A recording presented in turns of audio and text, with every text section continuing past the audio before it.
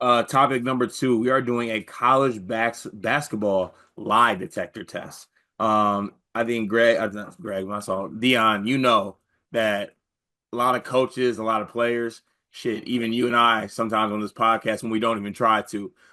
I call it embellish. You know, lie is such a nasty word. I don't ever want to intentionally lie. Sometimes, just slips up a little, a little lie happens here and there, a little silly little lie.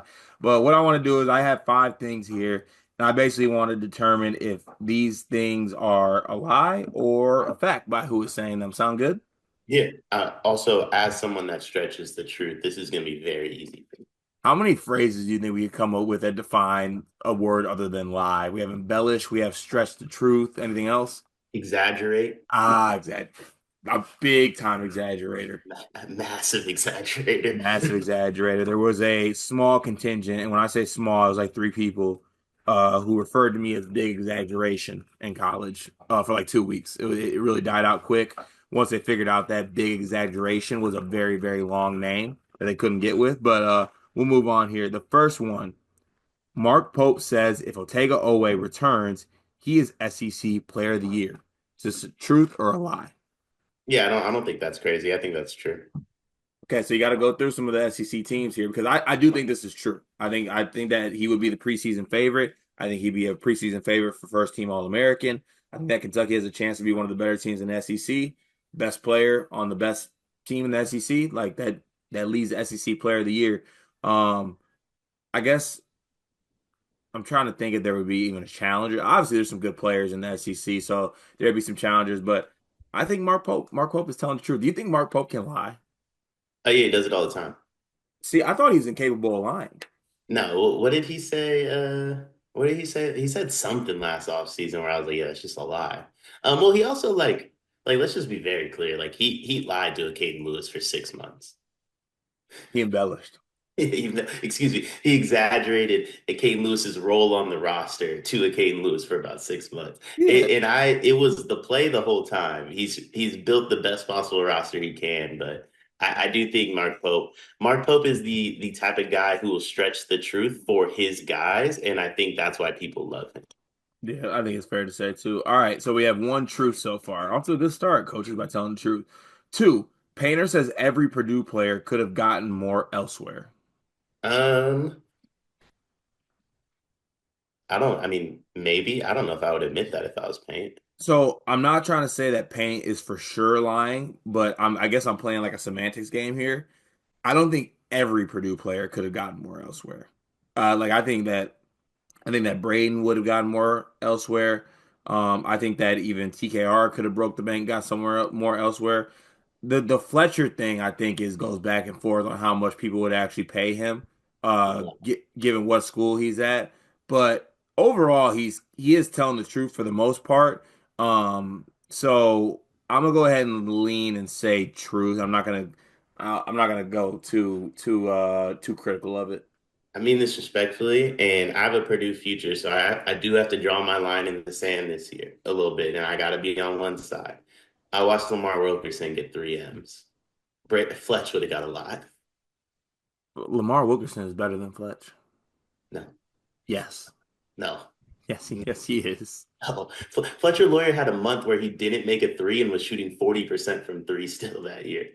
I always get put in this position.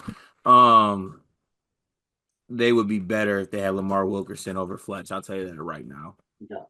Yes, Fletch, 100. like all three of them break the bank if they go anywhere else, but like I don't know if they do because like don't you can get like a bunch of money just like being around like with like local bars and stuff, right?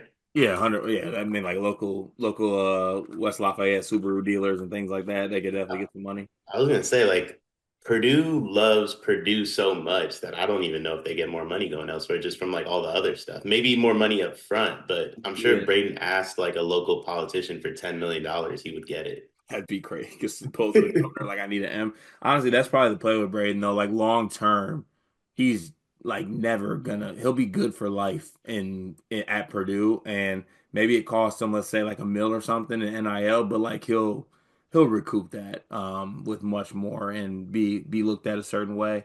All right, so we're gonna go truth on that. Yeah. All right, three. Drake Powell. I didn't get a chance to show what I can do at UNC. Absolutely.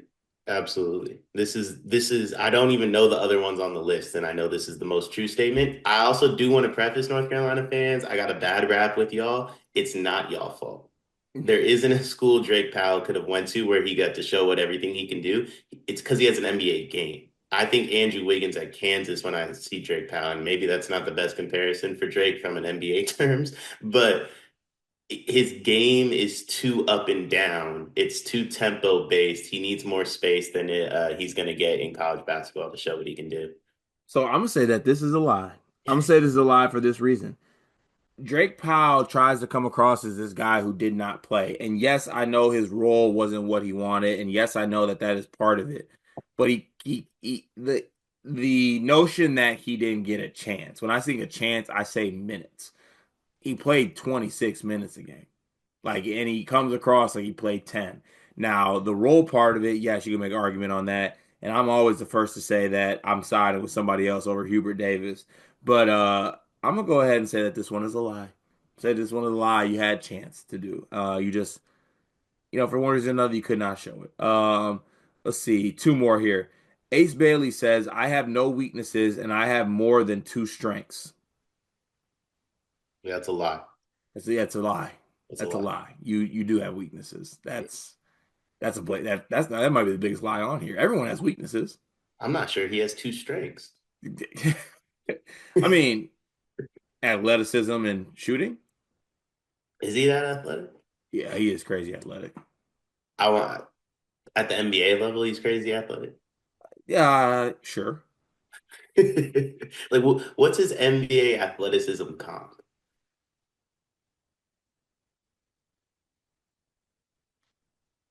That's a tough one to answer. I think there's never been an individual more Jabari Smith Jr. in his game than Ace Bailey. See, but would you consider Jabari and like he's a better athlete than Jabari? I think Jabari's athletic. I think he's just like I think in college Jabari's a freak. I think in the NBA he's just another dude. And I feel the same way about Ace. Like the biggest difference between the two is coming out of college, I said Jabari can't make tough shots. I don't feel that way about Ace. But I also said Jabari doesn't shoot the tough shots, which is good. Also free Jabari while we're at it. Yeah, that's a lie by Ace Bailey. All right, last one here. Bruce Pearl. If Tahad is a first rounder, we want him to go. Yeah, that's true. Lies. We want him back. I respected Bruce. If he's a lottery pick, yeah, go. If he's a high for, I don't know, man. Like, dog, you got something there with that team. You got to feel good about that. But from a Bruce Pearl perspective, if he got a 6 foot point guard to the league as a one and done, that's very good for him on the recruiting trail. You think? I think it's true. Yeah, I think true. Yeah, I guess so. Like in the long term, it's probably for the best. I don't know, but my Eagles, my War Eagles, would be better if they had actually my War Eagles, my Tigers. My apologies. Why do they say War Eagle? it makes no sense. Makes no So sense. they're the Auburn Tigers, but the chant is War Eagle. It also like I kind of always assumed it had something to do with elephants, but I don't think elephants and eagles like fight No, at all. Elephants is for Auburn. Or no, Elephants is Alabama. That's Roll Yeah, Tide. that's why I thought like it was something in on play with like the roll tide thing because it's Oh. like we stomp y'all out even with our mascots. Got you. Honestly, Greg, great topic here. Thank you for this. I want to do more lie detector tests. Let's go I ahead and think make that up.